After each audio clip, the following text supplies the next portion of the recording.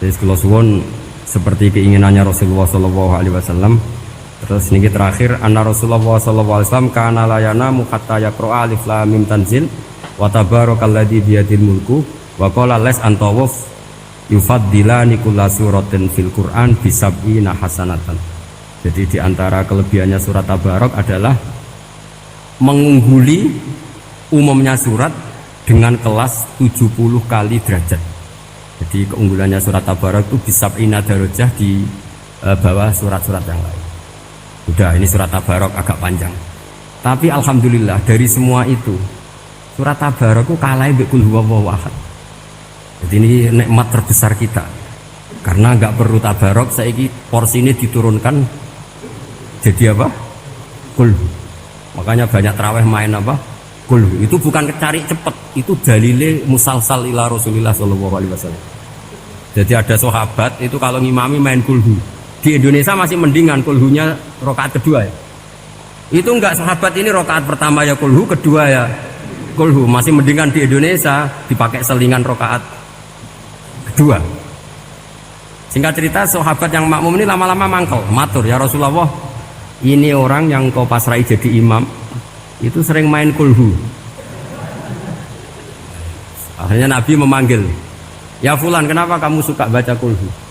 Li'annaha sifatur rahman, karena dalam surat kulhu itu semuanya menerangkan sifatnya Allah Ta'ala. Maka saya suka itu.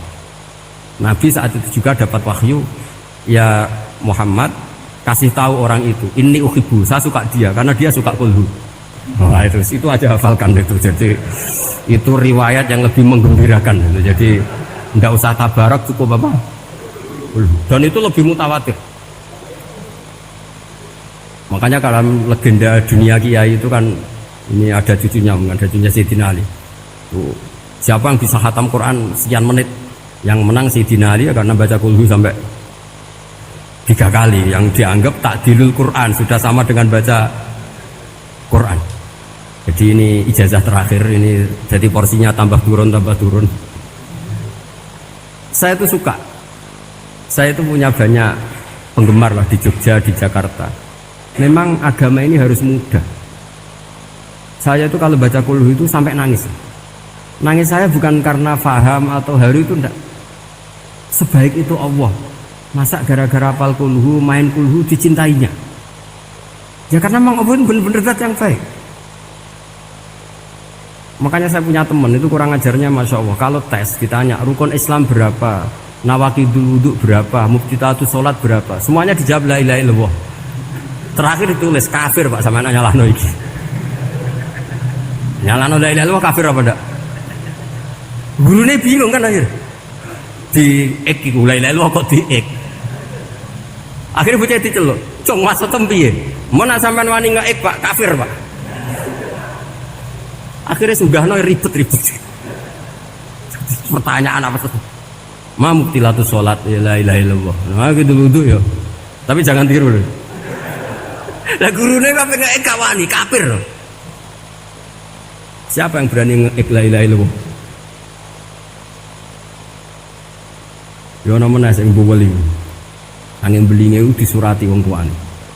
Kula nu mondok sarang era kuno, dadi ijek lugu wong. Surati wong tuane, kowe gak susah, wong tuamu disurati. Tenang ya Gus, bapakku buta huruf. Jadi Gus disurati, gak ngefek wong bapaknya buta huruf. Nah, di Islam, saya ulang lagi di Islam, dengan tanda kutip kesalahan-kesalahan kecil gini itu zaman Nabi, sahabatnya Nabi, itu kabeh itu jadi berkah. Makanya nggak ada ilmu sebarokah kayak zaman Nabi. Wong goblok wae jadi berkah. Sampai Nabi ngendikan aksaru ahlil jannah al-bulu, akeh-akeh penduduk swarga iku wong goblok. Mergo wong goblok iku piye? Apa dimangkeli iku ya gaweane pangeran. Nabi itu pernah disomasi wong goblok. Itu ya piye? Nabi kan cerita kiamat tuh gini. Yang kemarin enggak jadi itu. Kiamat di Indonesia kan berapa kali ya? 999 terus 2000 berapa? 12 terus Jumat apa kan sering mau ada kiamat tuh. Saya sering ditanya tamu, Gus, entah ini kiamat teng putih, entah ini barang aku aneh-aneh. Ngkarwan la ya'lamuha illahu bokas bakas. Nak misalnya tenan piye Gus? Ya tenan sing entek kowe sik, anak aku gak. Wah sesuk tak ngenteni kiamat ora sida kiamat. Aneh-aneh. Saya ulang lagi. Ketika Nabi cerita dasarnya kiamat itu sahabat itu enggak mikir. Padahal mereka orang-orang pinter. Si mikir wong desa, Mas. Ya Rasulullah mata sa'ah. Engkau itu cerita kiamat terus tapi enggak jelas tanggalnya. Lalu itu kapan? Wah, kaget sahabat. Oh, pinter juga. Kalau cerita itu ada tanggalnya dong. Ini kan cerita terus tapi enggak jelas tanggalnya. Apa diamuk wong desa? Ora diamuk mangkelno. Nabi meneruskan tentang ahwalil kiamah, masih nerangkan ahwalil kiamah. Dibaleni lagi. Ya Rasulullah mata sa'ah. Lalu kiamat itu kapan? Ini kalau ijazai, jadi bodoh tapi untuk ridhanya Allah Ta'ala pun. Kalau lah kadang jadi pinter gue nyesal. Ribet.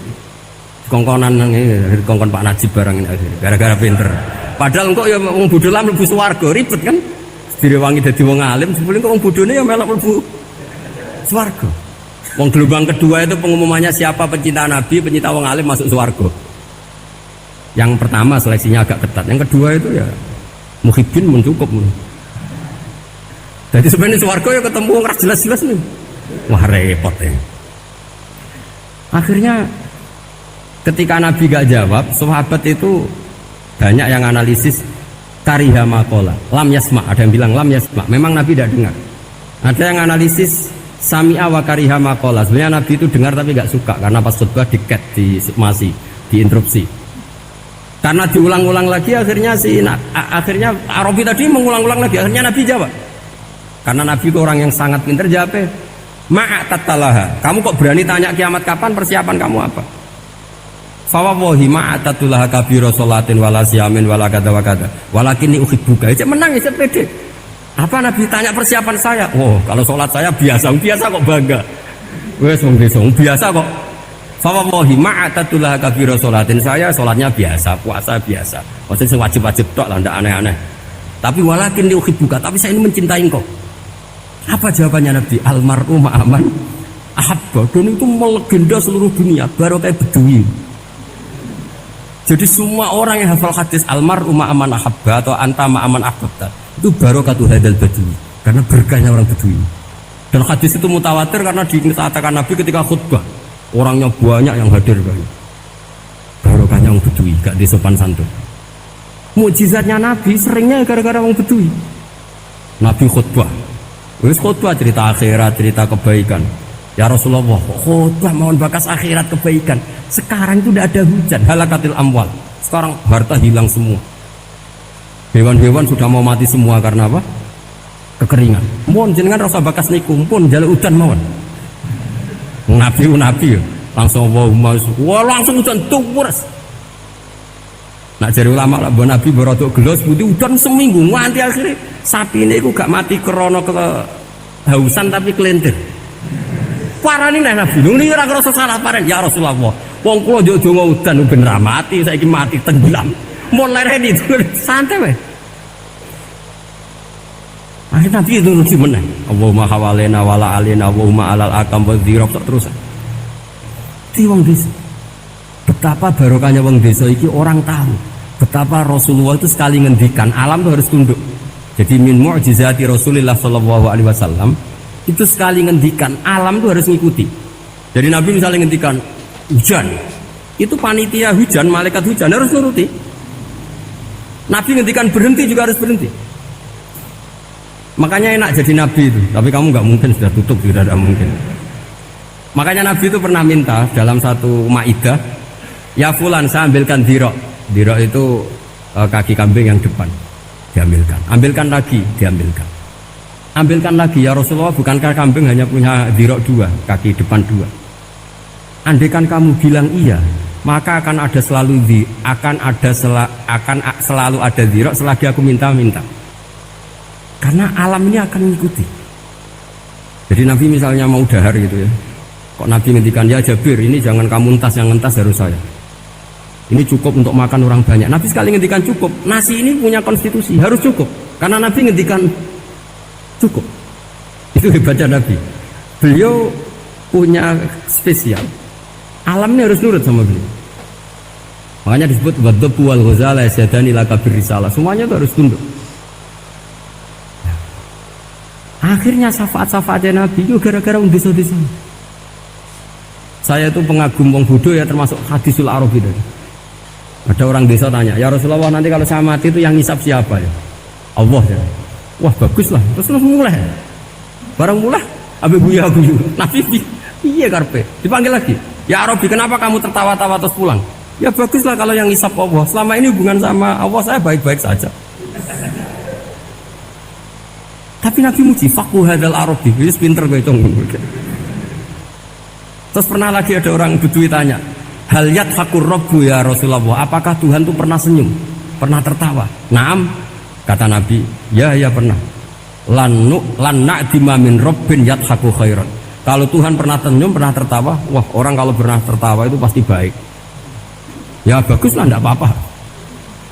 Jadi makanya ini unik ya, Islam itu agama yang unik. Agama yang berkah, yang alimnya ya ketulungan, yang bodoh juga ketulungan. Karena memang agama ini untuk semua, lil alamin, untuk semua. Maka kata Imam Ghazali, Allah mengutus Nabi itu diutus ke raja-raja, diutus ke pedagang, diutus ke aromil, diutus ke fukara, diutus ke birokrat, diutus ke apa saja.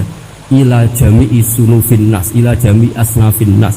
Bahwa semua yang mengapresiasi kenabiannya Nabi itu mulai raja, pedagang, PNS, birokrat, orang miskin, orang apa saja mengapresiasi dakwahnya Rasulullah Shallallahu Alaihi Wasallam.